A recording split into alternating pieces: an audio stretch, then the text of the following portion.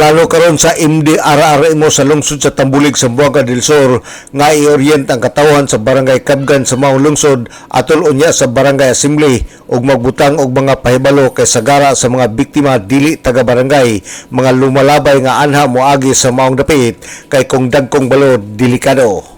Usa sa mga rekomendasyon ni Nilo Muñoz ang MDRRMO officer sa lungsod sa Tambulig nga kung ugaling adunay moagi dihang dapita naka-life vest na aron safety ang paglawig sa kadagatan o kini ang ilang pangitaan og paagi nga safety ang tanan nga lumalabay dihang dapita kay ikaduha na kini kahigayon nga adunay nalunod nga bangka nga sakay ang pamilya.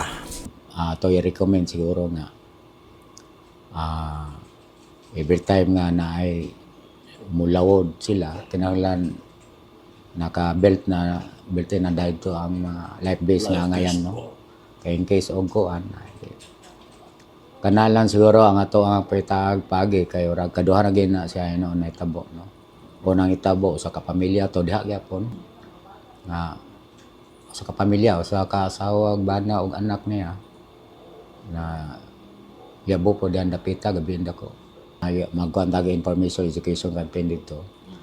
Saya nga ibuhaton together with the barangay officials para kung makam up nga maghimog ordinance ang barangay nga walay pagiyon nga og dili mag live base atong mas mayo, no?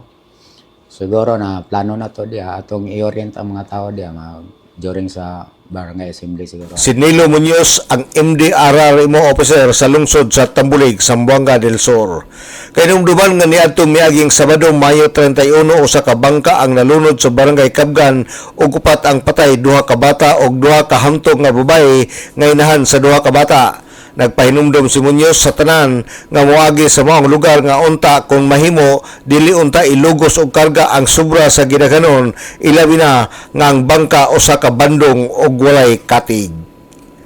Alang sa DXDD Radio Kampana, ang radyo sa simbahan, WD45 Dudong Bargamento, Danag sa Nakbayan.